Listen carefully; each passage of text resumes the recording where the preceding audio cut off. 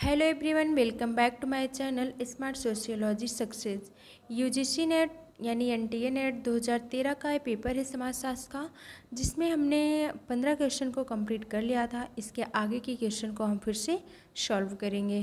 Question है हमारा, max Weaver के अनुसार परिस्थिति समूह निम्नलिखित में से किससे अभिलक्षित होता है? व्यवसाय से, शैक्षिक पृष्ठभूमि से, जीवन शैली से या फिर पारिवारिक पृष्ठभूमि से?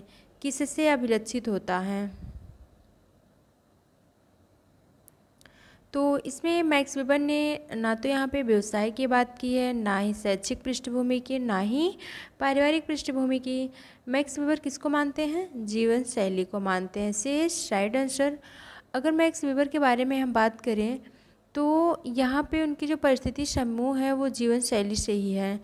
परिस्थिति समूह को क्या कहते हैं या इससे क्या तात्पर्य है? तो वो कहते हैं परिस्थिति समूह जो है एक ऐसा समूह है जिसमें सकारात्मक और नकारात्मक या फिर कहें कि जो एक सम्मान सूचक मानदंड समान जीवन शैली होते हैं उन सब आधारों पर किया जाता है। अगला क्वेश्चन देखते हैं हम। निम्नलिखित में से किसे सामाजिक परिवर्तन का प्रौद्योगिक निर्धारणवादी माना जाता है? किसका सामाजिक परिवर्तन का प्रौद्योगिक निर्धारणवादी किसे माना जाता है? ऑप्शन है इमाइल दुर्खीम को, जी शेमेल को, टी बैबलन को या फिर टी माल्थस को। तो इसमें जो है वो सामाजिक परिवर्तन का प्रौद्योगिक निर्धारणवादी माना जाता है किसको? तो टी बैबलन को। सी इज राइट आंसर।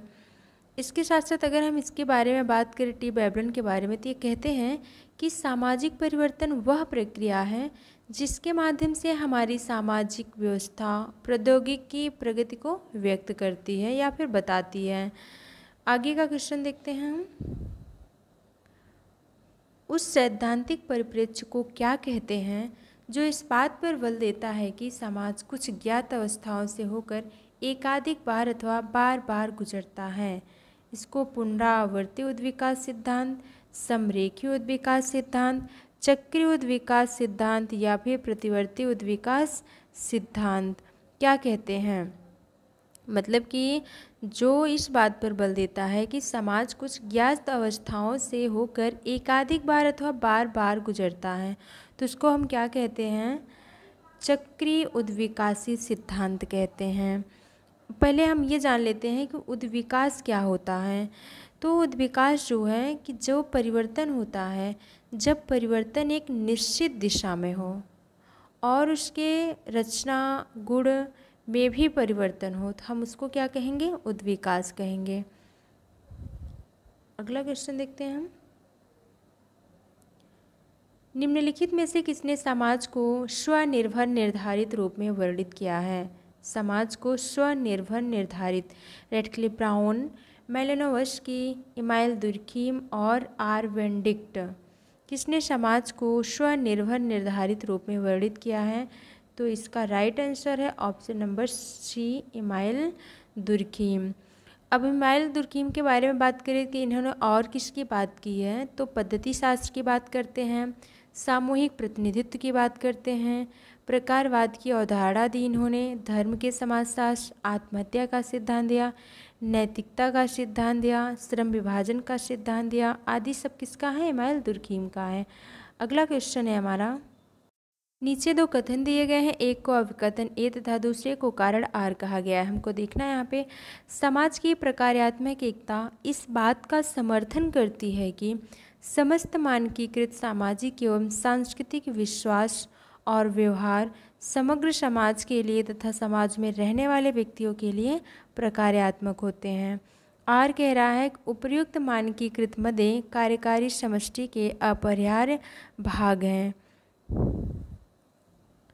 इसमें देखो बातें तो दोनों सही कह रही हैं, लेकिन एक का निष्कर्ष एक नहीं बता रहा, मतलब उसका कारण सही हमें नहीं लग रहा है।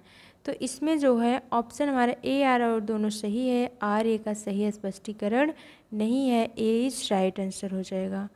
अगला क्वेश्चन है हमारा, सामाजिक परिघटना को समझने में निम्नलिखित में से कौन प्रकार्यात्मक उपागम नहीं अपनाता है? किसमें? सामाजिक परिघटना को समझे अलेक्जेंडर, डेविस, आर के मर्टन और हेबरमास कौन है? जो सामाजिक प्रघटना को समझने में प्रकार्यात्मक उपागम को नहीं अपनाता है। तो इसका राइट आंसर हो जाएगा हेबरमास।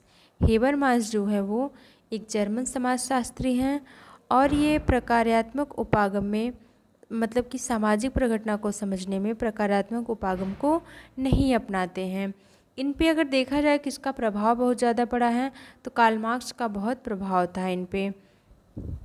और इन्होंने सामाजिक प्रघटना को समझने के लिए जब प्रकार्यात्मक उपागम को नहीं अपनाया है तो बात आती है कि किस उपागम को इन्होंने अपनाया है। तो इन्होंने यहाँ पे विवेचनात्मक सिद्धांत को प्रतिपादित किया है और इसके साथ साथ मोस्ट इम्पॉर्टेंट है कि ये प्रत्यक्षवाद के घोर विरोधी भी माने गए हैं।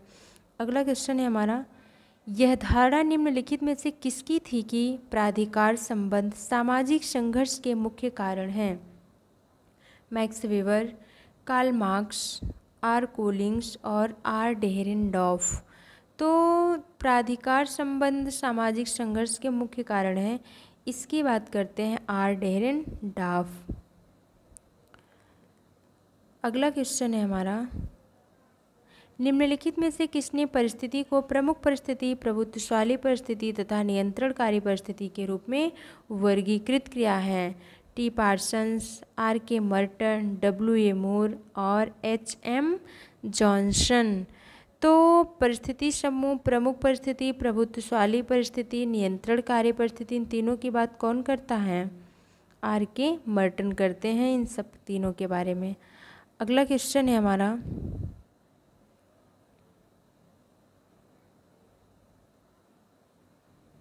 जादू धर्म तथा विज्ञान में सर्वसामान्य क्या है? जादू धर्म तथा विज्ञान में सर्वसामान्य क्या है? अवलोकन तथा प्रयोग, मानव पर समान प्रभाव, अज्ञात की ओर उन्मुख होना, अलौकिक की ओर उन्मुख होना। तो इसमें क्या सही होगा? जादू धर्म तथा विज्ञान। तो जादू के बारे में अगर हम बात करेंगे तो अज्ञात की ओर उन्मुख होना सी सही होगा। वैसे हम देखें कि मेलानोव्स्की प्रकारवादी जो है ये इन्होंने भी बात की है, कहते हैं कि ये माना है इन्होंने कि धर्म एक सामाजिक कृत्य है जबकि जादू एक वैयक्तिक कृत्य है। और दोनों में अगर देखा जाए जादू और धर्म में तो क्या है, दोनों प्राकृतिक हैं या फिर अलौकिक शक्ति में विश्वास किया जाता है। तो इसलिए इसको अज्ञात की ओर उन्मुख होना माना गया है। अगला क्वेश्चन है हमारा, भारतीय समाज के अध्ययन के द्वंद्वात्मक उपागम का प्रस्तावक निम्नलिखित में से कौन है? भारतीय समाज के अध्ययन के द्वंद्वात्मक उपागम का प्रस्तावक M N Srinivas, T P Mukherjee, Andre वेते, वाई वी दामले कौन है? इसका राइट आंसर है डी पी मुखर्जी। अगला क्वेश्चन है, शोध के निम्नलिखित में से किस प्रकार का लक्ष्य किसी सामाजिक परिस्थिति, सामाजिक घटना, सामाजिक प्रणाली, सामाजिक संरचना इत्यादि का वर्णन है? तो इसका राइट आंसर क्या होगा? क्या क्वेश्चन क्या कह रहा है? सामाजिक परिस्थिति, सामाजिक घटना, सामाजिक प्रणाली, सामाजिक संरचना इत्यादि। तो इसका राइट आंसर है ऑप्शन नंबर बी, विवरणात्मक। अब देखिए इसके बारे में अगर हम थोड़ा बात करें तो जब कोई सर्वेक्षण किया जा रहा हो या सर्वेक्षण किसी घटना का किया जा रहा है या सामाजिक व्यवहार का या किसी सामाजिक प्रक्रिया का उल्लेख कुछ भी किया जा रहा है तो इन सब में सामाजिक सर्वेक्षण जो है यहाँ पे एक विवरणात्मक शोध कहलाता है। अगला क्वेश्चन है हमारा, एक विश्वविद्यालय में 7,530 छात्र हैं तथा एक शोधकर्ता इस समूह से 10% प्रतिदर्श लेता है जो कि 753 छात्र हैं। इसे कहा जाएगा प्रतिदर्श आकार, प्रतिदर्श अनुपात, प्रतिदर्श तत्व, स्वोद्देश्य प्रतिदर्श। क्या कहा जाएगा?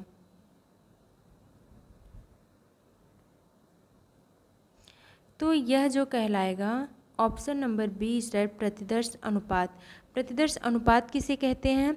तो प्रतिदर्श अनुपात हम उसे कहते हैं कोई भी आबादी है, कोई भी क्षेत्र है, उसका हम नमूना या कुछ उसका भाग जो प्रतिशत में लेते हैं या जो लिया जाता है तो वही नमूना अनुपात या प्रतिदर्श अनुपात कहलाता है।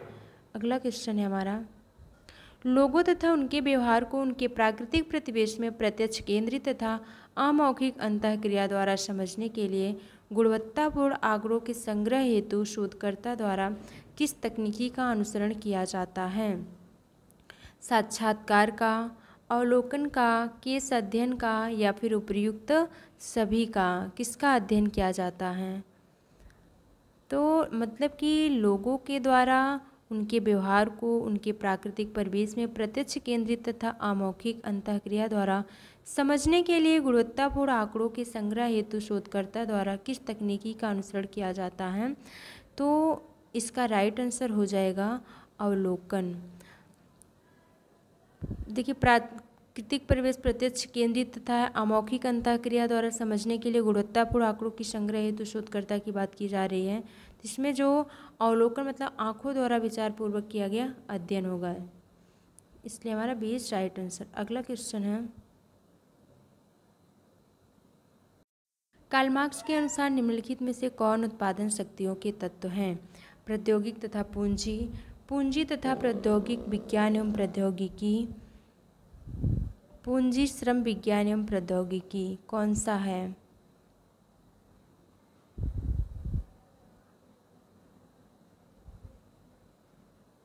तो किसकी बात करते हैं कार्ल मार्क्स?